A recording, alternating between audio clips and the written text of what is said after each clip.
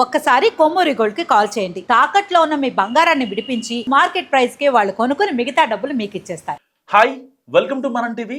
మనం ఉన్నది మన కోసం. నేను మీ మనోజ్. నోకియా 1100 ఇది 90s 80s కిడ్స్కి పరిచయం అక్కర్లేని ఫోన్. అప్పట్లో 2003లో ఎప్పుడైతే నోకియా 1100 ఈ సిరీస్ని రిలీజ్ చేసిందో మొబైల్ కాల్స్కి కావచ్చు, మెసేజ్లు పెట్టుకోవడానికి కావచ్చు, చాలా అనుకువగా ఉండేది ఈ కీప్యాడ్ ఫోన్. సో దాని తర్వాత డిజిటల్ విప్లవం రావడం, స్మార్ట్ ఫోన్స్ రావడం, ఇదంతా చకచకా జరిగిపోయినప్పటికీ ఇప్పటికీ నోకియా 1100 ఏదన్నా పాత ఫోన్ ఎవరి దగ్గర అన్నా చూస్తే వాళ్ళ జ్ఞాపకాలు గుర్తించుకుంటూ ఉంటారు. సో దానికోసం నోకియా కంపెనీ ఇప్పుడు పర్టికులర్గా కీప్యాడ్ ఫోన్నే మళ్ళీ డెవలప్ చేయాలని చూస్తుంది. ఒక 5G ఫోన్ని, ఒక అత్యద్భుతమైన ఫీచర్లతో ఏదైతే కీప్యాడ్ ఫోన్ని మళ్ళీ మార్కెట్లో తెస్తుంది. కేవలం 10,000 రూపాయలకే ఈ 5G ఫోన్ అందుబాటులోకి వస్తుంది. అండ్ పర్టికులర్గా స్మార్ట్ ఫోన్ వాడుతున్నప్పటికీ చాలామంది కీప్యాడ్ ఫోన్లు ఇప్పటికీ ఏదైతే గ్రామాల్లో, గ్రామీణ పరిసర ప్రాంతాల్లో వాడుతూ ఉంటారు. ఒక్కసారి ఈ ఫోన్ యొక్క ఫీచర్లు చూద్దాం. సో ఈ ఫోన్ గురించి ముందుగా చెప్పాలంటే నోకియా తన క్లాసిక్ డిజైన్ని అలాగే ఉంచింది. ఏదైతే లాస్ట్ 1100 బయటికి చూస్తే పాత నోకియా 1100 గుర్తుకు వస్తుంది, కానీ లోపల మాత్రం ఆధునిక ఫీచర్లతో నిండిపోయింది.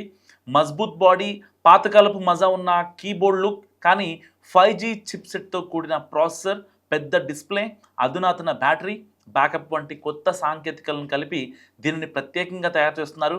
పాత నోకియా 1100 అంటే అన్నదమ్ముల్లా పనిచేసే ఫోన్ అనేవారు. ఎందుకంటే రెండు చేతులు అక్కడ కలుసుకుంటాయి కాబట్టి అన్నదమ్ముల్లాగా వర్ణించుకునే వాళ్ళు. వర్షంలోనూ దుమ్ములోనూ కింద పడిన పాడవనేది. సో అదే లెగసీని కొనసాగిస్తూ నోకియా ఇప్పుడు ఈ కొత్త 1100లో స్ట్రాంగ్ బిల్డ్ క్వాలిటీని ఉంచింది. పైగా 5G నెట్వర్క్ సపోర్ట్ ఉండడంతో ఇంటర్నెట్ వేగం మెరుపులా ఉంటుంది. Social media, streaming, video calls అన్నీ స్మూత్గా పనిచేస్తాయి. సో ఈ నోకియా ఈ ఫోన్ను classic design meets modern tech అనే కాన్సెప్ట్ పెట్టి తయారు చేసింది. ఇది కేవలం పాత ఫోన్ మళ్ళీ తెచ్చినట్టే కాదు, ఒక తరాన్ని గుర్తు చేసే భావోద్వేగం. అండ్ ఫోన్ని చేతిలో పట్టుకుంటే ఒక పాత స్మృతి, ఒక కొత్త వేగం రెండు కలిసిన అనుభూతి వస్తుంది.